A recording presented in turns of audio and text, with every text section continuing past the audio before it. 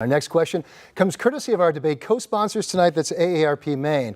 They asked this: with prescription drug prices continuing to skyrocket, what steps do you plan to take to ensure that older people and their families have affordable access to their life-sustaining drugs? And based again on our rotating order, I believe that at this point we have not started a question with Zach Ringelstein, so let's begin there. You have 1 minute, sir. Sure. So I was talking to a senior the other day who told me that she had missed getting her insulin because of the cost. The cost has more than tripled since 2002. Insulin. And over about 50% of those who need insulin because of diabetes have missed their treatments because of the cost of insulin. This is in America. This is in the richest country on earth. On top of that, prescription drug costs are over twice as much as the next developed country, right here in America. We need to make sure that Medicare is able to negotiate prices. It is a crime that they can't. We also need to make sure that we actually have a free market and can have trade with Canada if we're not going to lower prescription drug prices right here in this country.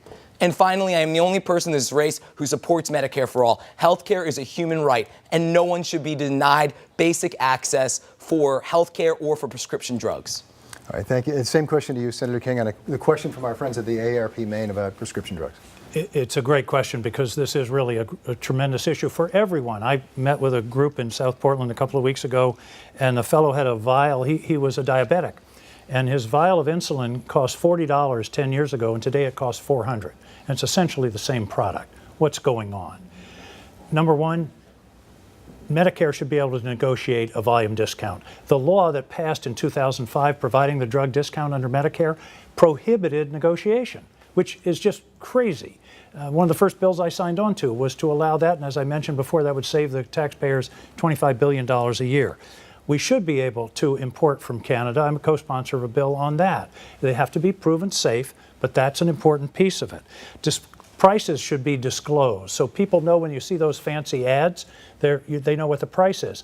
I don't think I believe that companies should not be able to deduct the cost of those ads. There are only 2 countries in the world that allow direct-to-consumer advertising, U.S. and New Zealand. I think we ought to get out of that club, and we ought to prohibit these companies from gaming the patent system to keep drugs on patent and therefore maintaining their monopoly. Thank you very much. Same question to you, Senator Brakey. Yeah, well, the first thing I was going to say is that we do have a lot of companies who abuse the patent system in order to prevent generics from coming to market and to restrict competition. I mean, that's a kind of crony capitalism that exists that we need to fight back against. But one thing that we should not miss in this conversation is just how much the government adds to the cost of these drugs coming to market. The FDA, anytime you try to get a new drug through the system, it costs billions of dollars. It can take 10 years. And the FDA is so risk averse in allowing new things to come to market that so many things that could help people never actually come out. And they spend so much cost, billions of dollars just getting through that system. Which is why as a Maine State Senator from Androscoggin County on the Health and Human Services Committee,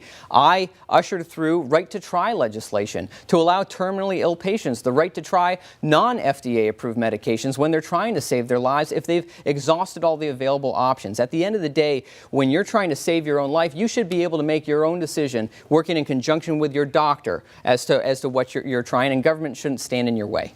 And I see Zach Ringelstein would like to, but can extend for you to make an additional comment. I have committed to rejecting all pharmaceutical money. In fact, I reject all corporate PAC lobbyists and fossil fuel money. And today, we were able to get from Angus King that he is going to not only give back the money from ExxonMobil and from fossil fuel companies, but he's no longer going to accept it.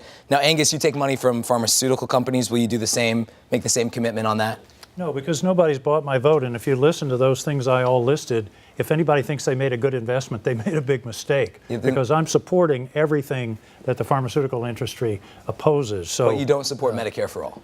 I do not support Medicare for all. I support health care for all. I'm just not sure Medicare for all is the right path. And for those at home wondering what Medicare for all is, that is a single payer plan. I think Bernie Sanders is one who's championed that particular piece of There's one plan. other piece on this that I think should be mentioned.